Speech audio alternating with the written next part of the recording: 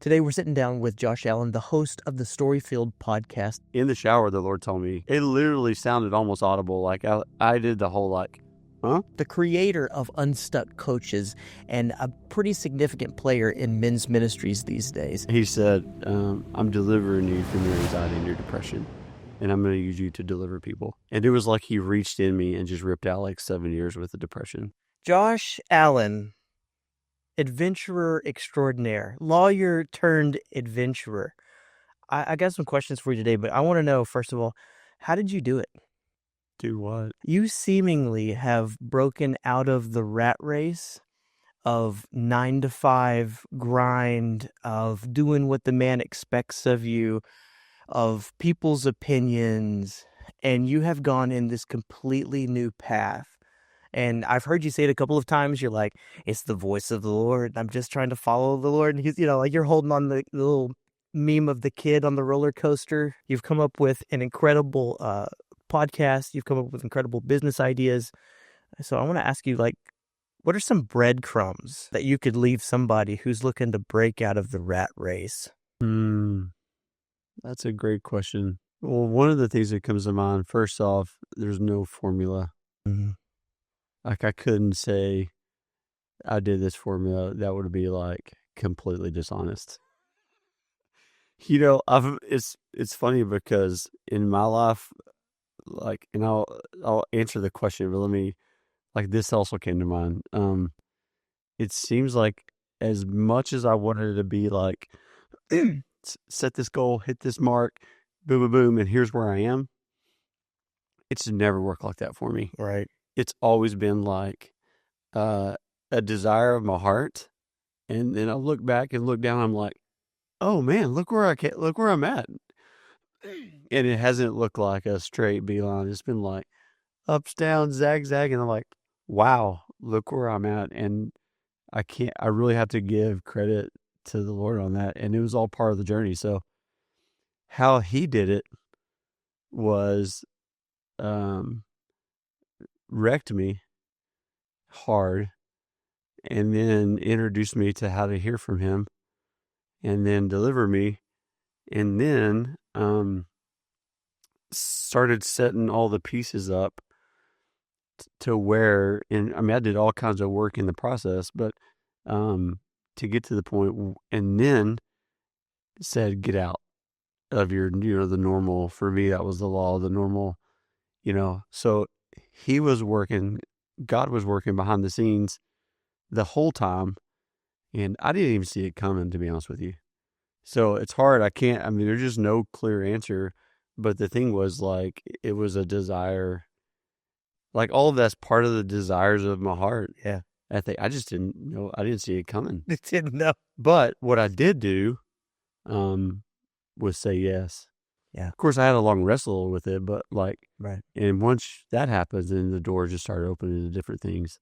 There's a lot of invitations on the table. What I don't think the audience knows, unless they go and watch the Storyfield, where your story is, and I want to get into your story for sure, but you are actually a lawyer by, would you call it trade or by study?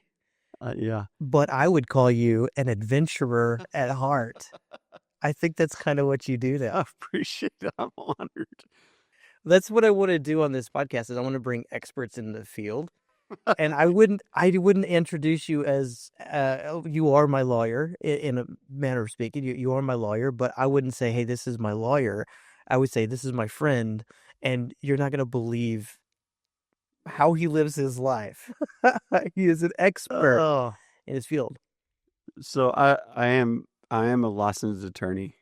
In 2004, I received my license. So 21 years this year that I've been licensed. So, I practiced for a long time in the 8 to 5, more like in the 8 to 6, go home for a little bit, and then the 9 to 2, Is it really, being a lawyer, I've got to ask, is it really that intensive?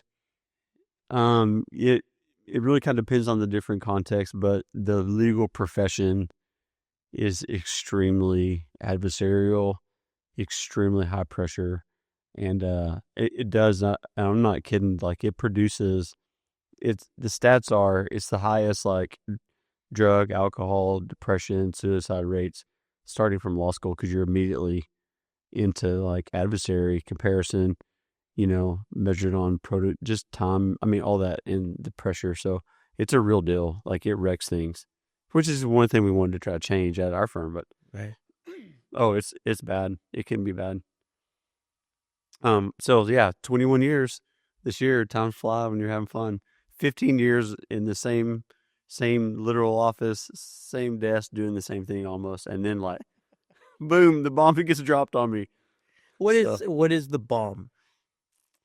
So it was, man, it's just like it's the Lord's direction. But the thing is, like, it's not, again, for me, it wasn't like, at first, I should say this. It's almost like part A and part B for me. Part A was the Lord was setting things up all behind the scene. I didn't know it. I wasn't like, I didn't know how to engage with him in a relationship and receive what I think he's invited me into and then say yes to it. It's more like he aligned the circumstances up and was doing all this, where he just set me up where he wanted me, which included me having to get wrecked, like I said, through like, years of depression and anxiety. So that's kind of part of the stats. Part B was, oh, now I know. Now what do you want me to do? Like, now what are you inviting me into? So part A was very unintentional, which was 15 years of it. And part B has been a lot more adventuresome and fun of like, oh, what do you want to do? What are we going to do? What are you inviting me into? Like, what's next? It's kind of like a project basis now. I tell people like, I've only known you in part B. I've only known you in the part B side of your life, really. I mean, I don't know if I did know you in the A side. I don't recall it, but I've only known you in the part B side. What were some of the things that you were going through that maybe somebody who's watching you here today can relate to and go, "Yep, that's me." part A. Part A. Yeah, man, I went through like, I think it was right around 7 years of serious anxiety and depression. I was functional, like, I mean, but just like the whole, man, you can't concentrate, stomach hurts, like couldn't sleep well, like just super anxious and super worried of just a future doom, just a lot of anxiety. Wild to me. Yeah. Keep going. Yeah, a lot of anxiety. It's wild to me because what God has made in you is like you're the chief advocate. We're one of the chief advocates in my life for joy, for consistency, for like peace. It's like, hey man, you're chilling out, like you hanging out with the Lord. Why are you doing that? Yeah. So this is interesting. Yeah. So, but I look back and think, and ultimately through that process is where it was like, man, I need, toward kind of, I don't know, a couple of years in, it was just like, I was telling my wife because we had three or four of the kids by then, so that was all during that time period, and it was just like I'm setting the tone for the house just by being off, like just by being like it was just dark, and I'm setting the tone, and I'm bringing it down, like just bringing that atmosphere in. I know it's weird, but it's not weird. I think it's biblical. Like we're the heads of the house, and I'm setting the tone in a bad way. So I was like, I need to get some counseling, like, and went up to the Metroplex, I wanted a Bible guy, but it was like the guy was fine, but he just kept like, hey, here's the Bible says, do not fear 365 times. So I'm like, man, Why is that working for you? I know. I go, I didn't know what happens when it punches me in the face. I know what it says. I've already read 4 or 5 books on it. Like, anyways, but that led me, I kept having the thought, and I'm like early 30s, like I just kept having the thought, to call, this guy we knew named Jerry Martin, and you know him, or knew of him.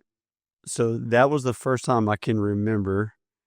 And that was, like I said, I was like 32, probably. I mean, somewhere right around there, maybe 30, maybe closer to 30. the first time I can remember ever of like connecting the dots back to like, that was the Lord telling me that. I would have never, I just kept having this thought. So when I hit the roadblock on the counselor, I was like, I got to call Jerry, I guess. So that's what kicked off the whole journey, that the Lord used all that stuff, all that years and years. I've never cried so much. I've never like been so worried. It was weird. And as a young professional, but that's what the Lord used. And I look back now and like, man, that changed all that. Going through that changed everything. Like that's where he introduced me in to the people who started the part B of it. He's planting the seeds, which I had no idea that would lead to me like him asking me to step out of the firm as well. I mean, who would have guessed it? Right. So we'll get there. What was it? You're struggling. You're feeling like physical symptoms of this isn't working. You found a counselor, biblical confidant that's going to lead you through, coach, so to speak. It's so funny how like the coach thing comes full circle later on in your story. This insecurity about whether you're hearing from the Lord, what is the Lord saying? Is that even a possibility? And so what was like, you meet Jerry. What was the transformational moment, or at least the start of the process where you go, okay, we're not in Kansas anymore. We're going in a different direction. It took him out. Oh man, I love that guy. I can't wait to see him again. Probably it took about a couple of meetings with him and listening to his stories. And really, it all started with the fact that this guy was like, he was probably upper 70s at the time we started to meet, and had more joy than anybody who was an elder man that I've ever known. And I've known some pretty good ones, but nothing could touch his joy. And the stories he were telling, like he would be involved in like seeing people healed and delivered, from demonic stuff. I mean, and people coming to the faith all the time and following Jesus and ministering to him all the time, and just like, so that was a thing that was like, well, wait, what? Along with like, the Lord told me this, the Lord told me that, the Spirit told this. I was like, the Spirit said what? Like, They didn't compute in the lawyer brain? no, They didn't teach you that, eh? like I had never, I grew up in church, but that's just not something that I caught. I'm not saying it wasn't ever taught, but I just, and it may have never been, but I just missed it. Right. Or I did miss the fact that the Lord, we could have a relationship like that. That's just, I don't think the product of like, my experience was like, there's kind of a mad God in heaven who's pretty ticked and ready to smash me down as soon as I make like a, let's say, I wouldn't verbalize it like that, but yeah, I'm just like, kind of the angry. Yeah. He's just disappointed in me. Yeah. And he's ready to get me if I like overstep the bounds. So here, Jerry telling these stories, and the father like that, and laughing about like, ask the father, I heard the Lord, and all this, like wait, doesn't compute, like, right. So that started the questions, and yeah. Dude. Excuse me. So you start asking these questions. God's asking you to kind of expand your horizons, and at least how you understand him, which I totally understand as somebody who walks in that space as well. I'm trying to hear the voice of the Lord. You made mention just a second ago, you're like, dude, I thought he was an angry God who was, just out to get me. And I've noticed that like one of my words, which that's in the whole hearing God zone right there, isn't it? One of my personal words is noble kingdom storyteller, which is why we have the podcast here, right? But that noble piece, I knew intuitively whenever he said it, it was like a knight. And which is why it resonated when your son told me one of his words one time. I'm like, hey man, game recognizes game, man. Yeah. I see you.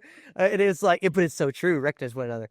But I was reading one time about those characteristics, that type of personality struggles with having good leadership.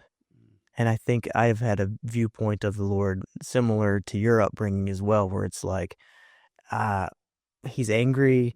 He's maybe he's not necessarily angry at me, but he's not talking to me right now. He's kind of a mean king.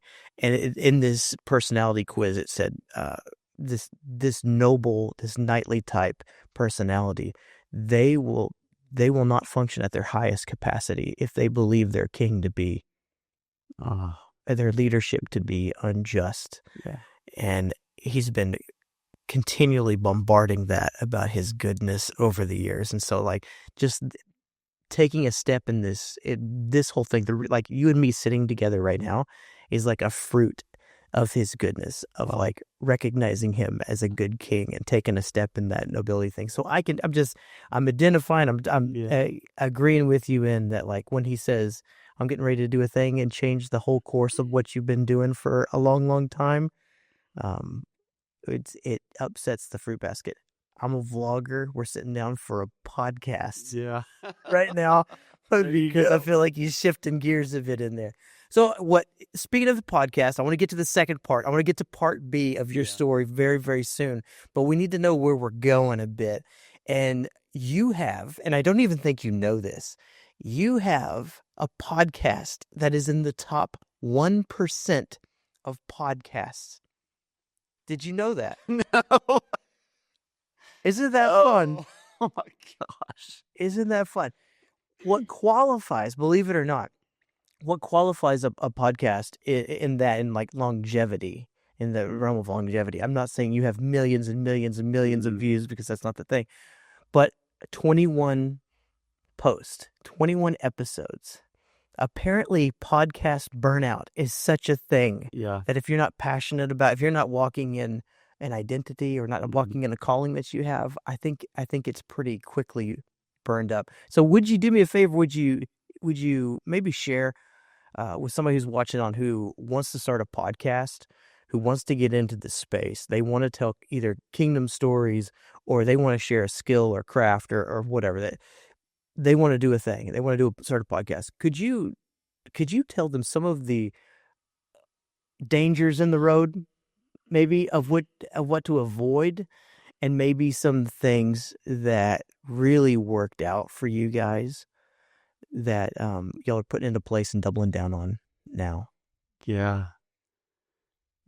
I agree with that stat, and I think even my co-host with me says, I mean, even some of them are like 3 or 4 episodes in and it's over. Like, so that's pretty astounding to me. I tell you, one of the things that rose up quick in me was the whole comparison thing, and like the idea that the guests aren't enough. Like, it's not a big enough story. It's not a big enough guest. So, when we first started sitting down and talking about it, we were like, if we get 1,000 views or 1,000 listens, in the first year, then we'll consider it a win. So that was the goal. That was it, 1,000, and which I wasn't sure we were gonna hit, honestly. Like, I mean, like, it all sounds good in theory. You start looking at stuff, you're like, well, there's so many people on it, but it's like, man.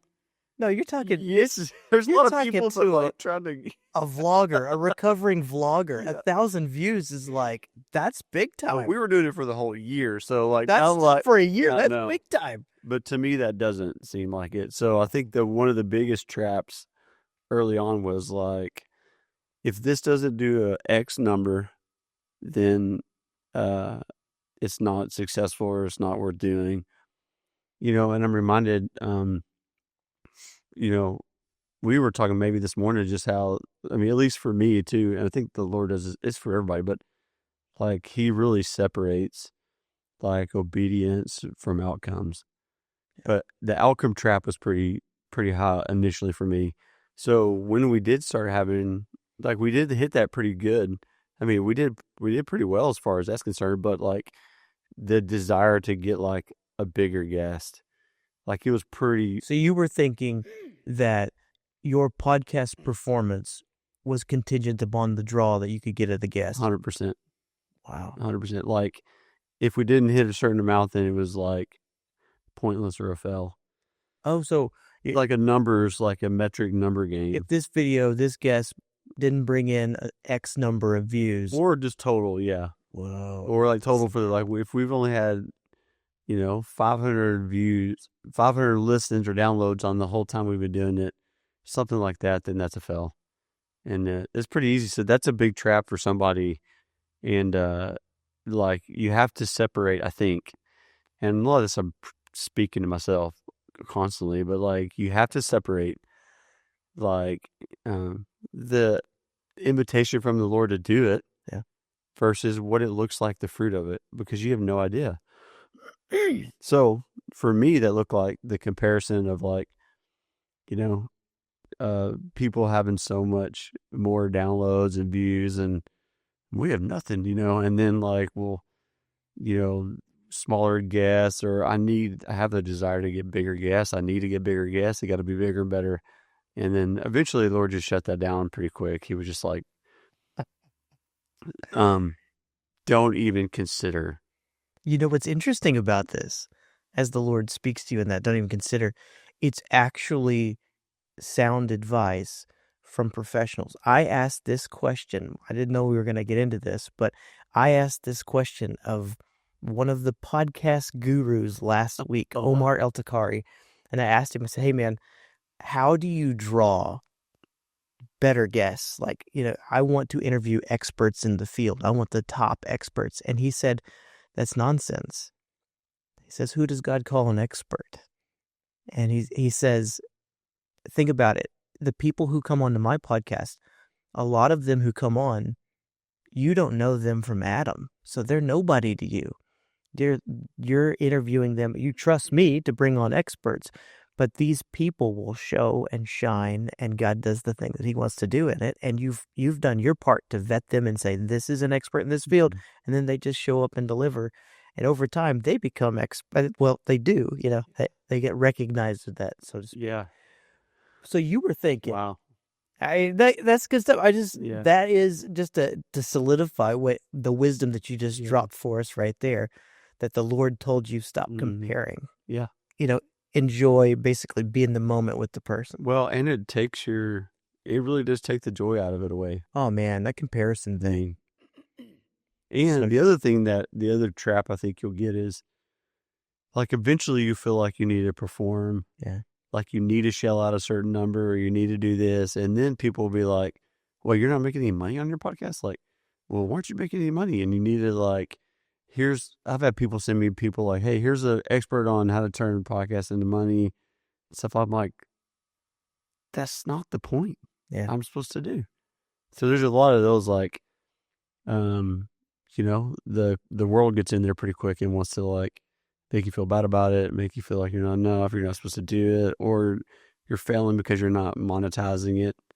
Because, if you're not making money at something, then of course, it's a fail in the world's eyes, even though it's like the Lord's asking you to do it. Dude, you've so won.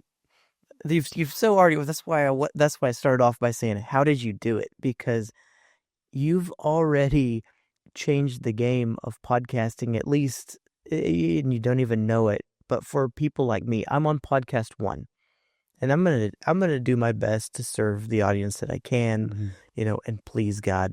That's pretty much what I'm here to do. Just enjoy the guests who come on and enjoy my time. But I'm not even one podcast in, and I'm realizing all the pitfalls that you're already talking about. So it's just such a blessing to have you reach back 81, 85, however many podcasts you're into it now, and say, listen, don't get hung up on that.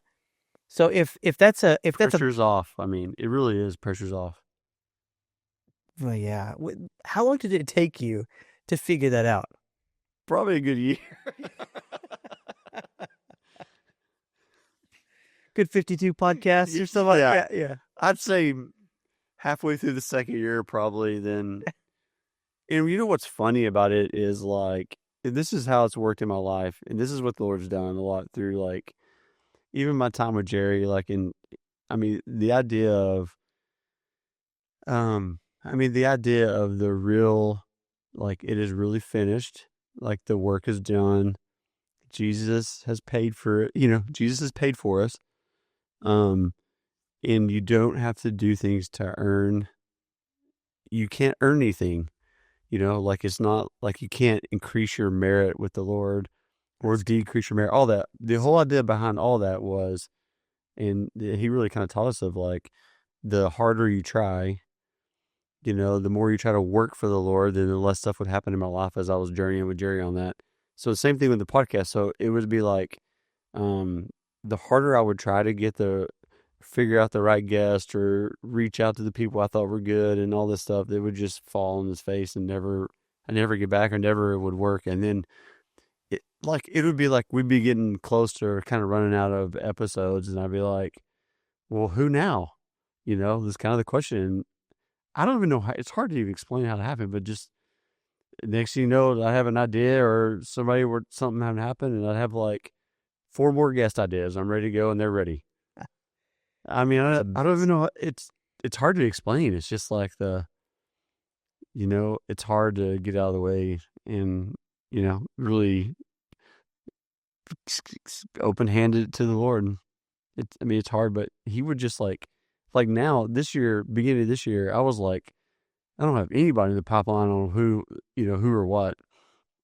And now we're recorded, up to like well past the summer, and I don't even, like, I look back and I'm like, you just lined all that out. It's unbelievable. You can work restfully, That's incredible. Work from a place of rest or something. So I don't know. That's I incredible. don't know if that answered the question. It did answer the question. So if those are the pitfalls, what's the thing to lean into? What are some shortcuts? I think for us, and for me in particular, because a lot of times I'll get, I'll be the one really kind of responsible for getting guests around. I think for me is like, the guests a lot of time are an extension of my walk with the Lord on what I wanted to know. Or what so I've always saying like a natural curiosity as you're pursuing the Lord, things are opening up. So at the Storyfield, a lot of them initially were, and still are. I've just never got off of like, was that the Lord? Did you hear the Lord? The God moment. And a lot of times it's people who like heard the Lord and he showed up and did something cool, or they went through something super hard, and I'm like, where's the Lord in that? So for me, I think the shortcut would be, what's that thing that just you delight in, that, and for me, it was the voice of the Lord in business, and voice of the Lord in people and their crazy stories. Yeah. What is that? So the shortcut is like, that never gets old, because I love it. Yeah. Like, I love that story, and it encourages me every time. So if I'm just trying to crank out like a legal, like if I was doing like a law podcast, I would be like 2 episodes into that, and I'd be like, peace out. Like, I can't create that, but I'm out. The stuff that you love, and like, I think people want to listen into that. It's just because you'll never get tired of it. Dude, Like, how do you get tired of, like, for me, how do I get tired of hearing the stories of people hearing the Lord, and what does it sound like, and let me ask him, like, you sure that was him, and all that, because I was asking the same questions myself. So let's go there. Part B. You have the transition. You have that moment. All of the stress. All of part A. You meet Jerry. Mm-hmm. You're beginning to hear the voice of the Lord. What was that transition to part B of your life, where you start to basically transition your whole family to hearing the voice of the Lord? Your kids, man. My daughter called me last night and told me something she heard. No, awesome, man. I know. Hear him, and they're like prophesying in school. It is bonkers. So tell us about that. What was part B? The start of part B. You actually had a part you had a part in part B. You didn't know that.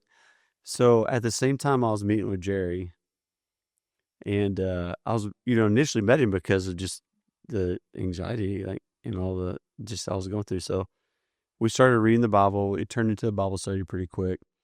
At my office at the time, which now, this is funny too, really. we hired an office manager who we know, me and your buddies with, and we had lost our office manager like 4 or 5 years before, retired and all that good thing, like, and I had a thought to pursue this guy who became the office manager, and then later I connected dots. I'm like, oh my gosh, like the Lord was even giving me who I needed to think. It was really strange. I would have never connected those dots.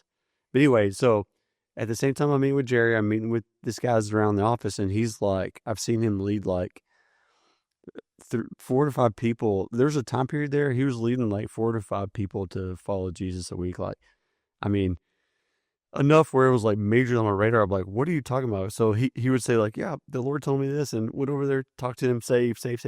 I'm like, what are you talking about? The Lord told you this. So I was having those conversations with him. Mm-hmm.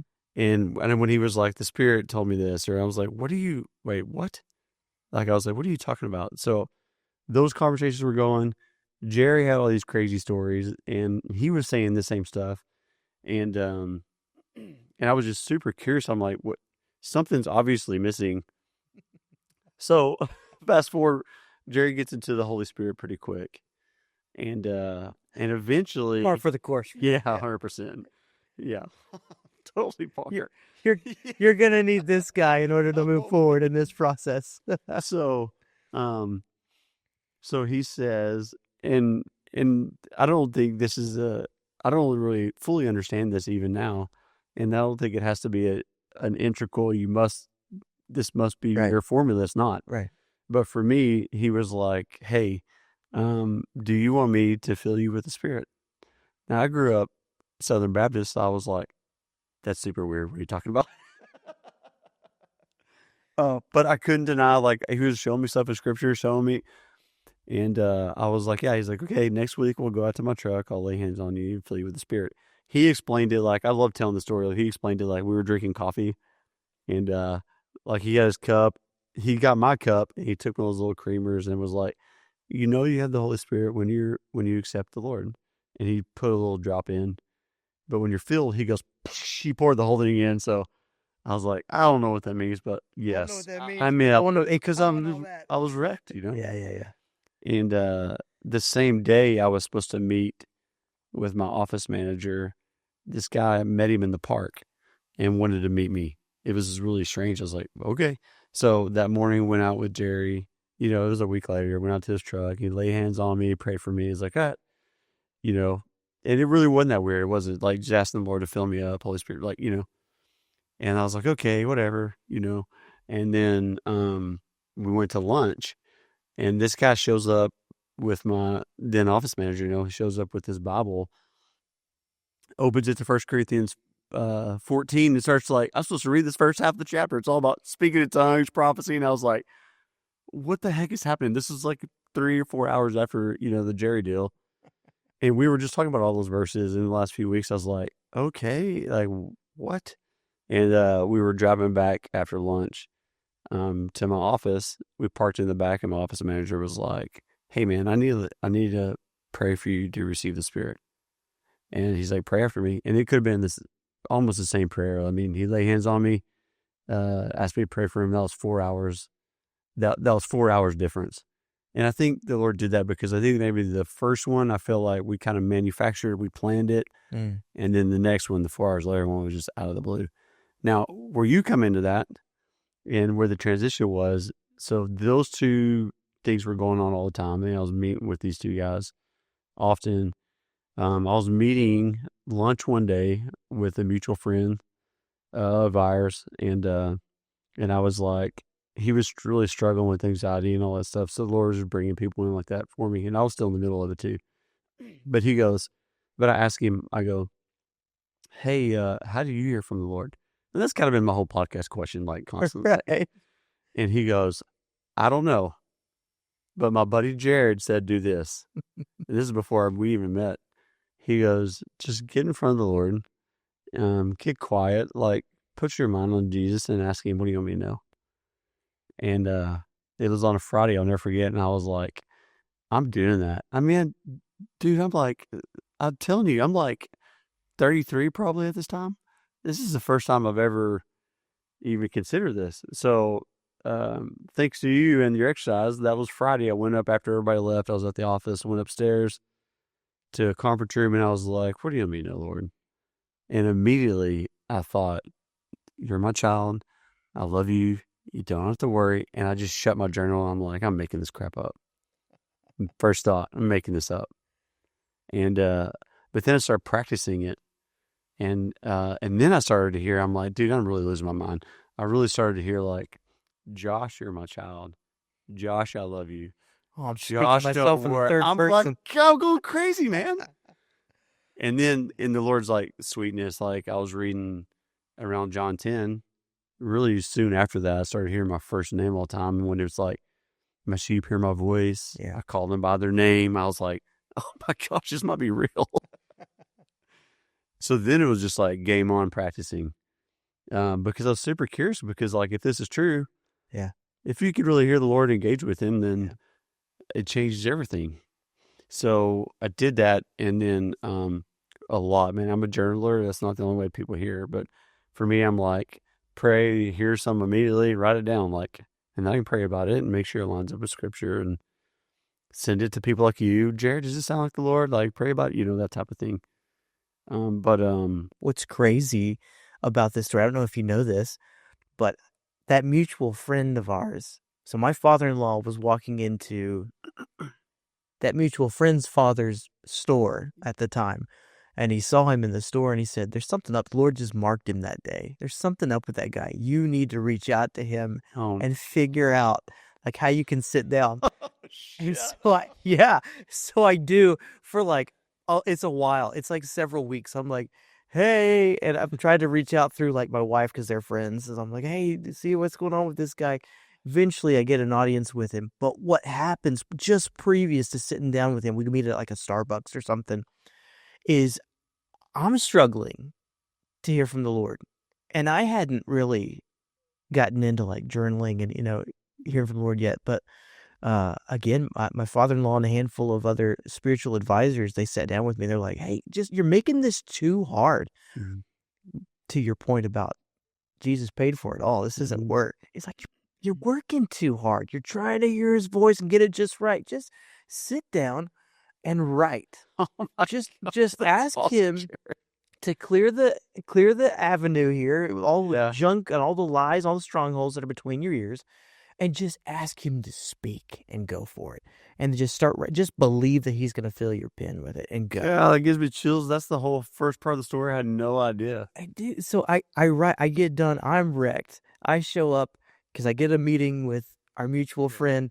He's wrecked. And then, so there was a little bit on that kind of leading up to, I just think it's so awesome that like, he didn't just meet me in brokenness. I'm sure he had just got through me. Because there's another trail to this story that we could go on where it didn't start with me. It started with a brother-in-law up the road. Yeah. Wrecked him, wrecked me, wrecked, our mutual friend. That is so like the Lord.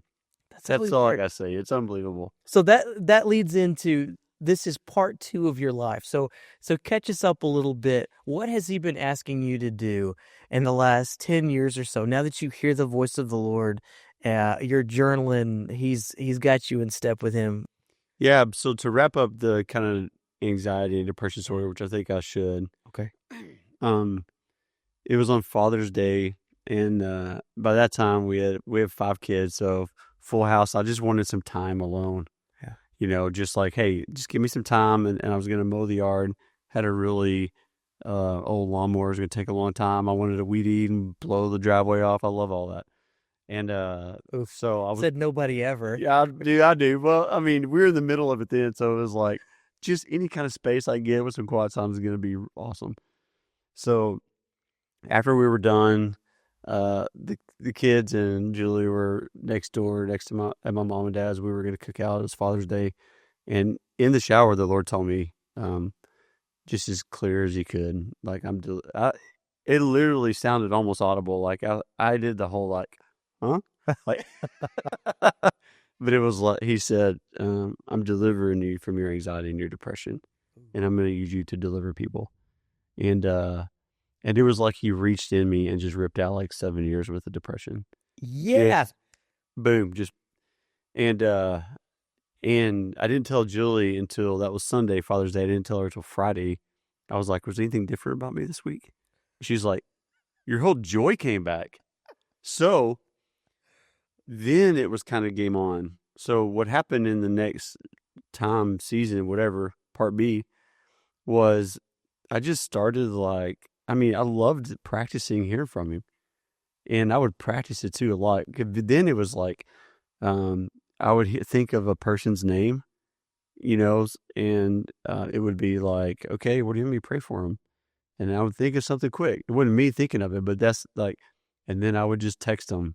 And one time I did that like 15 or 20 times just in like a 20-minute period just to test it. I was like, and I mean, it was so fun to do that. It was like, Jared, what do you want me to pray for his peace? Hey, Jared, I pray for your peace. Hope it's helpful. I'd do that and they would be like, oh my gosh, are you serious?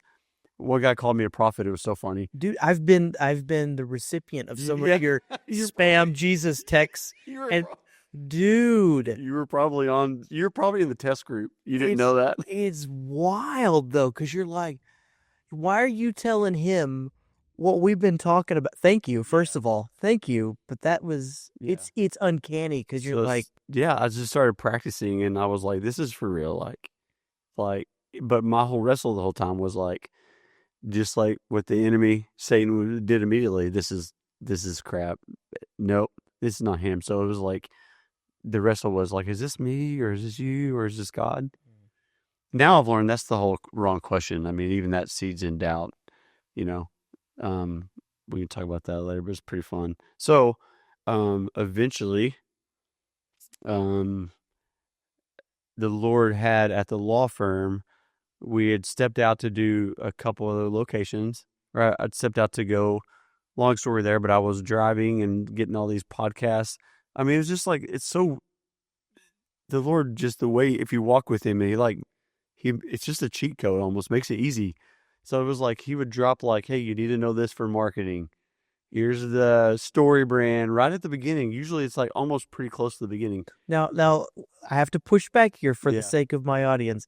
Were you asking him those things? No, that's the thing. Was there did you even know it was on the radar? No. And it was like, I just I loved like the business stuff. I'd been to like the Dave Ramsey's kind of entre leader stuff. I loved that. So that was kind of on the radar, but that wasn't like, again, it wasn't like, I'm going to do this. I'm going here. I need to arm myself with all this information. It was like, as I was driving, I would run across, I was listening to a different podcast, like the Leadership Deal, and he'd have this guy on. And it was like really what I need. I was like, dude, we need that. So I would listen to the podcast, read his book, and implement as I was away from the office. In the end, I ended up being out of town 4 days of the week, which was delightful. And I was working on the business, meeting with all these people, and he was like, just kind of like leading me into what information I needed. So eventually, kind of wrap that story up, I got to the point where I had kind of learned everything I think I needed to learn, read all these books and implement for the law firm. And I got to a point where I was like, I didn't feel like it was, I remember it was October of 21. I got done like writing our final, like, here's how we make decisions. Here's how we communicate. Here's all expectation, all this stuff. And I felt a real peace. Like I don't feel the urge to do something else on the business, which is weird because I've never had that in like 20 years. Right. So the following May, show up to worship one morning. My family was visiting in-laws.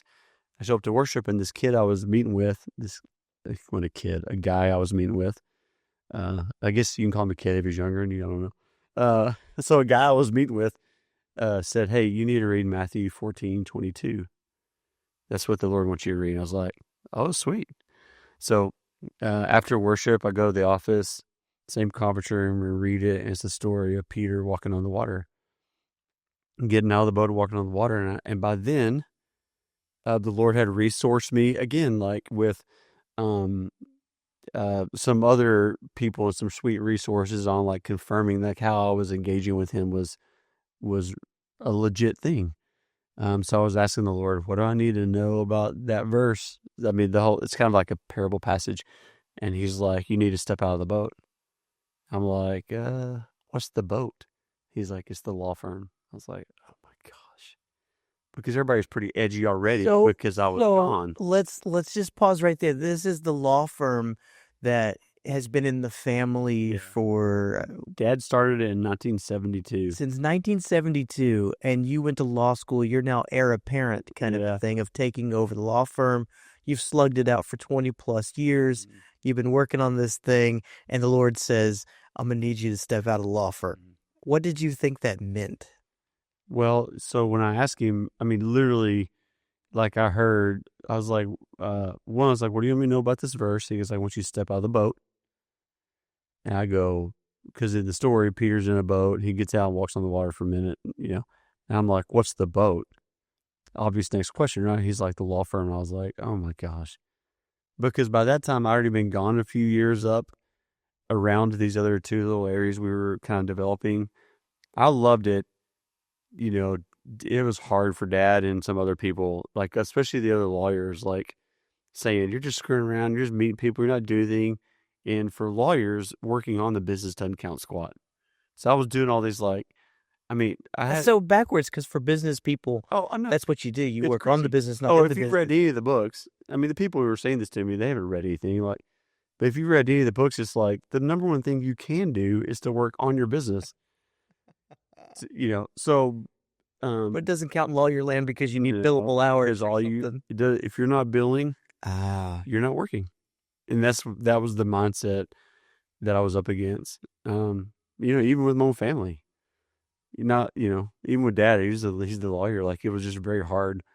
So to hear the Lord say, and by that time I had owned the firm. I own it. So, but to hear the Lord say, get out of the firm. Your assignment's over. I'm like, I didn't even know I was on an assignment. What are you talking about? Like, where did that word come from? So that was in May. And then I wrestled with that word until November. And so 7 or 8 months or whatever that is. Like, it was like constantly, I was like, what exactly do you mean by me getting out of the firm? And the Lord just really impressed upon me, like, you are to get out of the firm. I got stuff for you to do. Your assignment's over, that type of thing. So I was just like, it's just now getting started. We just got to, like, organize, like we just have it. But again, looking back, he had already set it all up with the organization structure and all that. By the time he asked me to get out, like, I had a team now. I had a COO and a chief of staff and a marketing person, and we had the 2 legal groups and and I was out of the office, like, working on this other stuff, which made it easy transition, because I was already gone for like a year. So they didn't need to have me there. And he just teed it up perfectly. But it still took me 8 months. I was going to say, because I'm leaving. What was that like? What did it feel like to walk away from everything that you ever known? Because I think somebody could argue and say, you're a lawyer and you still own your law firm, so whoop-de-doo. Like, oh, okay, yeah. So it would be, whoever says that's not a lawyer, first off. So, they don't say whoop-de-doo? No, like, you're a lawyer, you're already on the firm. Like, that's not how it works. Like, especially in the small town law. I mean, most lawyers, period, anywhere, like, you have no concept. I mean, just ask one. You have no concept of, like, doing anything that's not billable. All they're doing is they're billing and getting more clients and working on their time. That's what they're doing. What I call the technical work, which it is. Like, it's the lots of, now, if they said, is Josh working just as owning a law firm? They'd be like, absolutely not. I'm not working. And, I mean, that's what I got too. So, like, if you're going from every day for years, like, being the one reviewing the contracts and doing the work and doing the wills and all this stuff, meeting with all the clients, to, like, phasing all that away and passes it on to the firm and working on the business and building the business, sending all your clients to the actual business. Like, don't call me anymore. I don't do any legal work. Call the firm. It is essentially, I mean, it's 100% like just leaving the firm. So yeah, it was super, for me, by that time, it was super exciting and like really hard because you feel really worthless. So you knew from these words, you knew the Lord was in it. Yeah, but I You're wrestled it excited for, about it. yeah, I wrestled it for 8 or 9 months. Well, and the final straw was like, I'm not sure I would have ever done it if our mutual buddy Todd didn't text me, and he was like, Oh, go ahead. yeah. And he said, I don't know, you want me to read it? I How still have this. you still have? I would imagine. Yeah, go ahead. Okay. So he said this. So keep in mind, the whole time I was gone working on these other two areas, developing relationships, working on the business, doing a little bit of legal work, but not much. I heard from so many attorneys, my dad a lot, like, you're not working. Even though I was reading all this stuff, doing all these like business structure changes, creating like a structure and a business out of something that's flat. Typically lawyers are the structure is like, there's no real like structure as you think about it in terms of a business. No teams.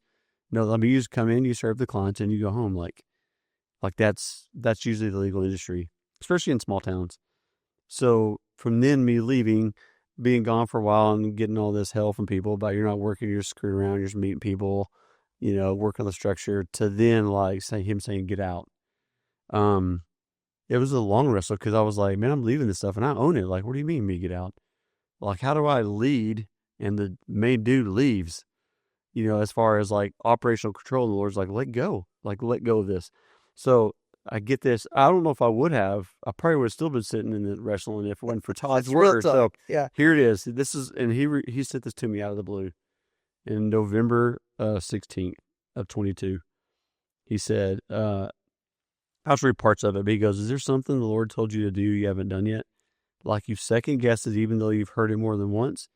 Feel like it seems small to you, but he's saying it's not small. He's not mad at you, but he's waiting on you to trust him and be obedient in this. It's like you see yourself walking on the water and the storm is scary and you're worried about sinking. But in this one thing, I'm not even sure you've stepped out of the boat yet. I was like, he goes, He said he the word. literally says, I wish I was more specific. Then go on a little bit. He was talking about something else. He goes, but this can only happen when you step out of the boat and don't conform to the patterns of this world. He goes, still praying for you and asking for more. Hope you're doing great. Dude. So by that time, the Lord, Todd, you're a gangster. Todd, love you. Yeah.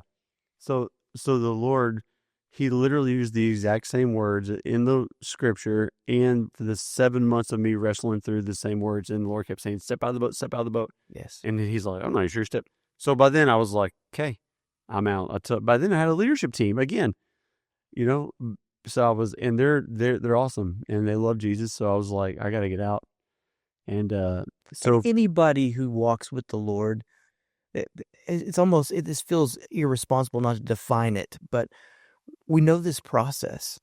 Like we've heard it with an internal testimony and witness of Holy Spirit. Sometimes it's in our journal. Sometimes it's, sometimes it's a word that somebody says or a song that just resonates. And then there's that follow-up confirmation that somebody comes in, a text message, a conversation that you're having where you're like, Lord, this could not be any more clear, especially in big decisions that need to be made. It couldn't be any more clear. it's so helpful. It's so helpful. And people, It's exciting. people need, like, if you're hearing these words for people, freaking send them, please.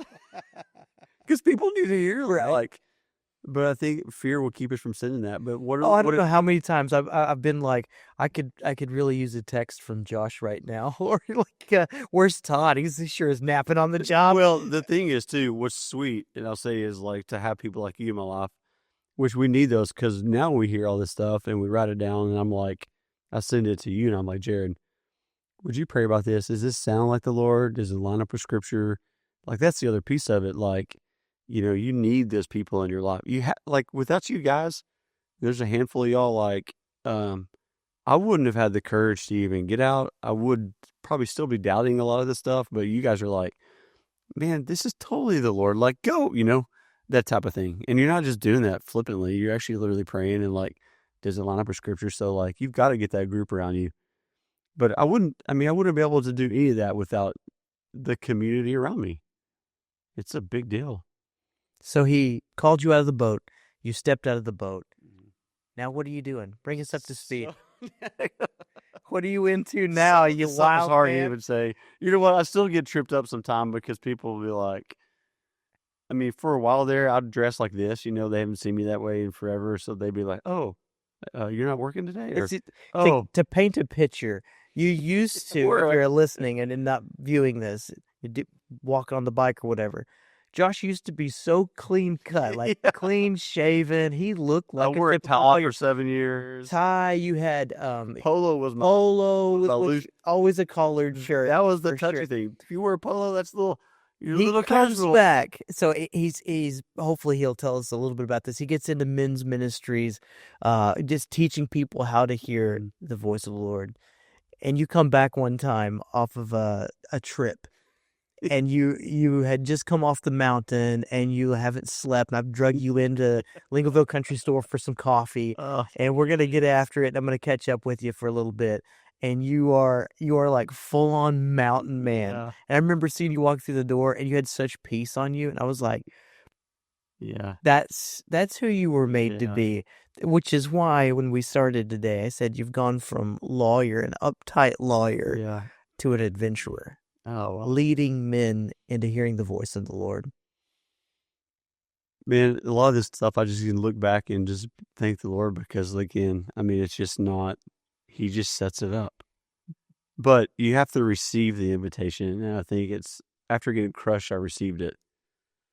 But, you know, the funny thing, the next kind of season right after I stepped out was like, we had this, our family had some land, just kind of the bigger family had some land. So, you know, I just kept having that thought. Like the thought is, y'all got to pay attention to the thoughts. I mean, to what you think. Take captive and pray about them and, you know, ask the Lord. So, but I just kept having this thought of a desire to want to plant an orchard, a peach orchard. Now, most people think that'd be super random, but like I love planting stuff. You came to me the first time, and I'm like, "No, you're like, what the world does a peach orchard have to do with anything?" Until you go, well, the Lord. I know. Well, and that's the thing. It's not like I had 40 trees at my house already. Like I love planting and growing stuff. So this is like another one of those deals that just lines up with something I just delight in. But over the next 6 to 8 months, we ended up from scratch. It was so fun. We planted an orchard. It's like 230 trees, 200 peaches, a ton of blackberries. But my boys at the time were like 9 and 10, and we needed a well house, so we got to like literally build something from our hands, from ground up. I still drive by that thing and just smile. Like that may be the most proud thing I've ever done. Like it's a stupid well house, but we got to do it together. We did all the irrigation, we did all the planting. The family did the planting, and I think all the Lord was doing on that, honestly, because it's funny. But if you think about the drastic contrast between planting a fruit tree, which won't produce anything for like 3 years, 4 sometime. So then I was doing all this work on the orchard that wasn't going to produce any fruit for years. In contrast to the law, which is like, you're keeping track of your time every minute. And it's always an instant feedback. Nope, you're not productive enough. You didn't build enough. You didn't collect enough. You know, that type of thing versus like, I'm doing stuff that's just like the long game of like, So I think he was making me like really healthy, getting me to a spot. Because I remember asking him one time, now I was done with the orchard. I'm a task guy. I'm like, done, 6, 7 months. I mean, it was maybe like 8th month project, but, and then I was like, what do you want me to do now? And he goes, I just want you to be. Oh. And that was hard. Like, he goes, I just want you to be, not do. Brother, I don't That's know that kingdom. I don't know that I could do that. Yeah. You start getting pretty anxious when you're like, don't have much to do. Like, there's nothing immediately in front of you. I have a friend. We were texting back and forth in a group. We're part of a little, Instagram group, whatever they call that.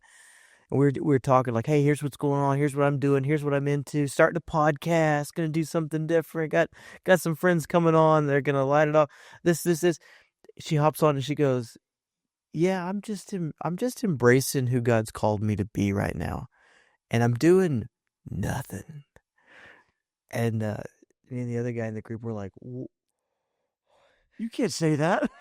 you're not allowed to say that like out loud. You Yeah. got to go hide somewhere. You got to go on vacation Yeah. and do. What do you mean you're doing nothing? She's just like, no, I'm embracing who I am. Like I'm still busy with stuff. Like God brings things, but like I'm just being. And I'm like, Man, I mean, that's ingrained in us. I mean, that brings back memories of me, like even recent, just having to like justify your actions. That's the world we live in. It's just like, if you're not producing, you're worthless. And that's what the Lord wanted to like crush out of me. yeah, Because where does that come from? yeah, God's never saying that. Like, if you're not working, but you feel like you have to. So it's funny because they'll ask my kids, like, what does your dad do? Or what do you know now? And we all have a hard time answering that. And I've kind of landed on like, man, really, the Lord's got me on like a project basis thing. Like, just here's the next project. So from there, like you mentioned, we do, I've been involved in this ministry in Colorado called I Disciple Ministries or IDM Adventures. And, we get guys out on the mountain and connect them back to outdoors, get around the fire, let them hear from the Lord. And do a lot of those. And y'all do any journaling? dude, oh man, Just messing. seriously.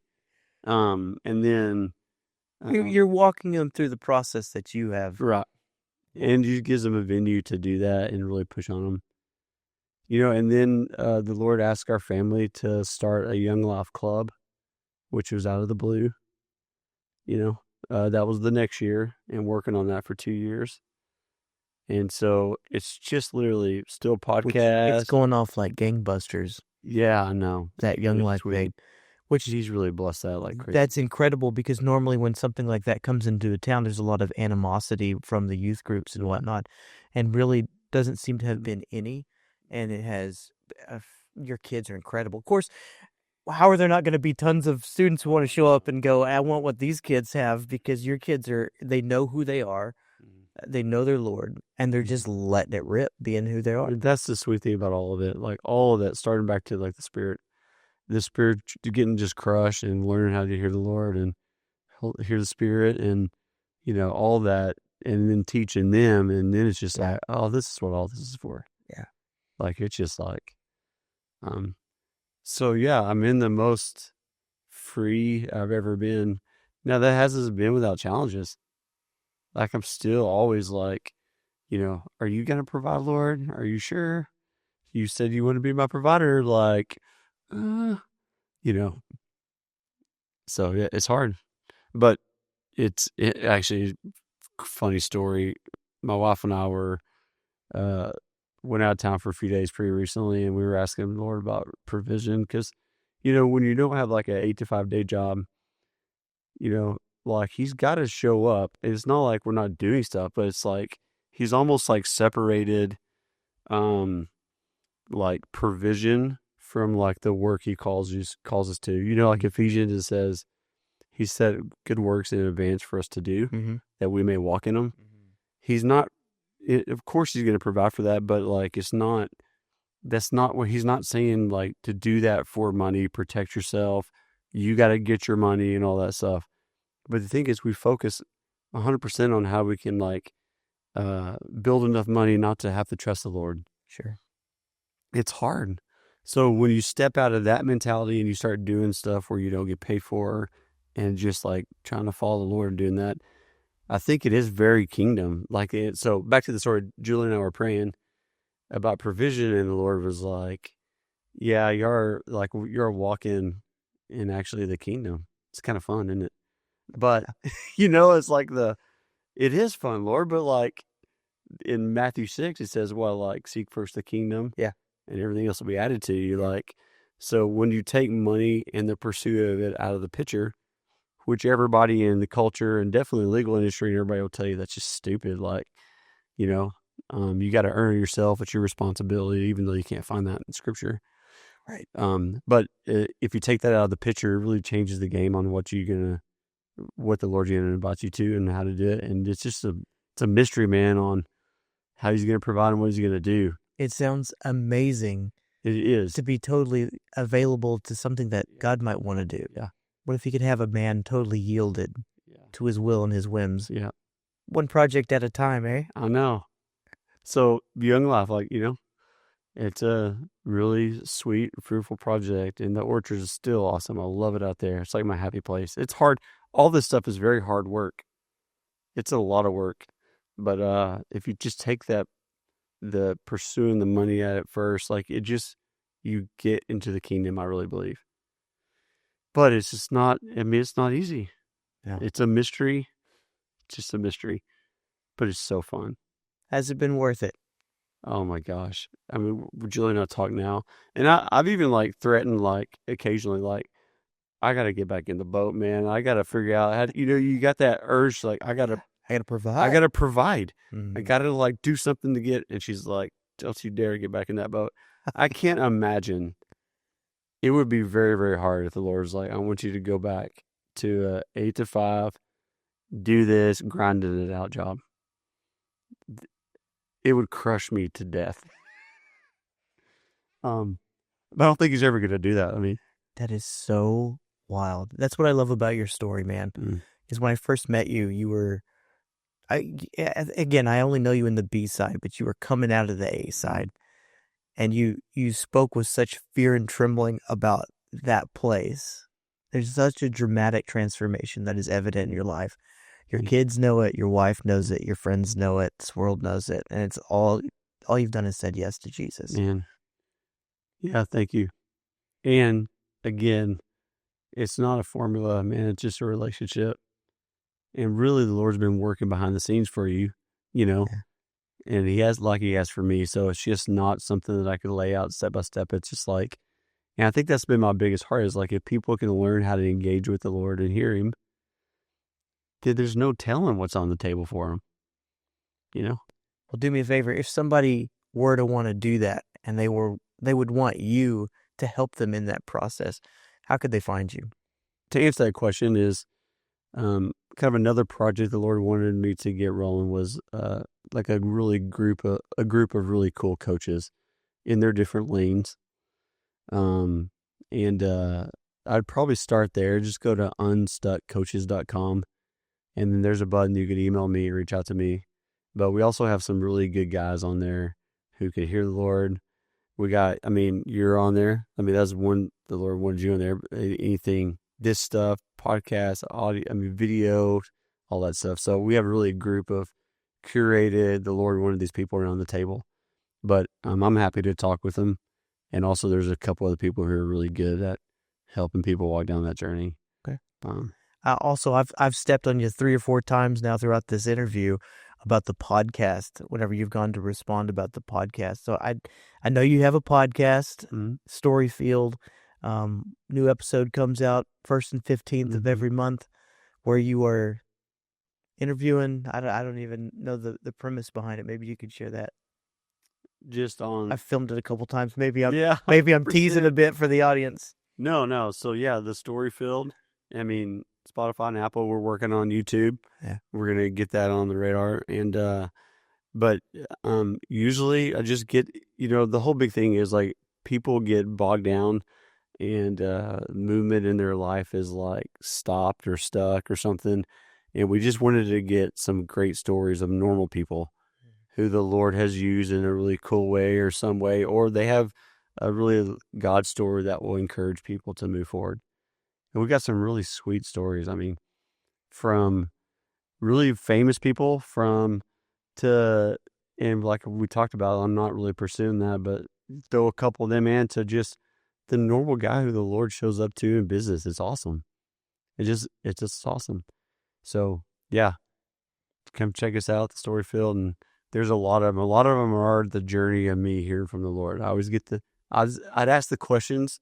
I wanted the guests that were kind of experts in a little fraction of something about hearing the Lord. I wanted to know, so I would really pursue them because I wanted to know how they heard from the Lord. So it's again, the Lord just putting that desire in my heart. It's awesome, and I want to share that for the other people, whoever's listening, or probably like me, I don't really know. I don't know, how do you know all that stuff? So I was interviewing guests for me, for the benefit of them. Yep. If that makes sense. It you know what I'm talking about.